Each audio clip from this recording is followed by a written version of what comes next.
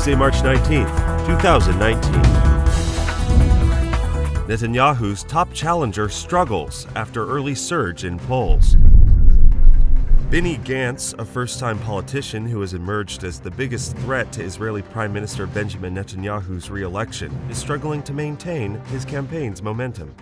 Mr. Gantz's campaign seemed caught flat-footed last week by a news report that Israel's domestic security agency had informed him last year on a classified basis that Iran had hacked his mobile phone. On Monday night, Mr. Gantz went on the attack, holding a news conference to demand an investigation into reports that Mr. Netanyahu made millions of dollars in a graft scheme. A United Nations commission on Monday urged Israeli authorities to step up their inquiries into shootings by Israeli troops of Palestinian demonstrators during protests along the Gaza Strip last year. British Prime Minister Theresa May's bid to get her EU divorce deal through Parliament was hit Monday with a bombshell announcement by the Speaker, ruling MPs could not vote again on the same proposal they had already rejected. 3 people dead and several injured in a shooting in the Dutch city of Utrecht. Dutch police arrested a Turkish man suspected of shooting dead 3 people and wounding 5 on a tram in the Dutch city of Utrecht on Monday. Police said the suspect, 37-year-old Gökmen Tanis, had been taken into custody after an hours-long manhunt and had earlier run-ins with authorities in the Netherlands. The city was put into lockdown after the shooting, shortly after the morning rush hour, which authorities initially said was an apparent terrorist attack.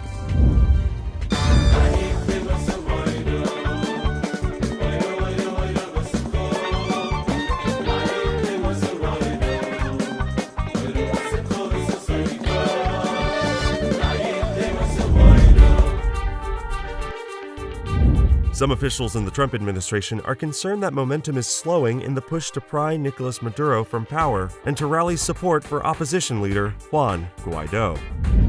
At least 1 person was missing on Monday after devastating floods across the U.S. Midwest that killed 3 others and inflicted hundreds of millions of dollars in damage. A northern Kentucky student is suing the local health department after he was told he couldn't come to school or play sports because he hasn't received the chickenpox vaccine amid an outbreak at the school. Federal prosecutors can now post information on the FBI raid of Trump's ex-lawyer.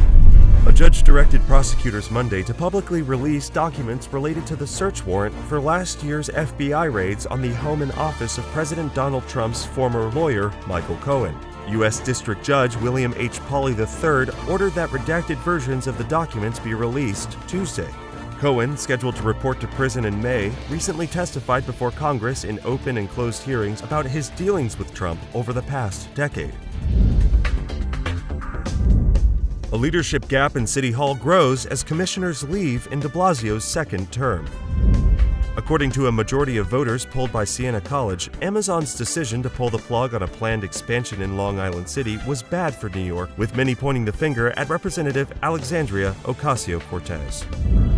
Governor Andrew Cuomo is sending MTA officials scrambling to devise a plan to more thoroughly wash their 2 road tunnels.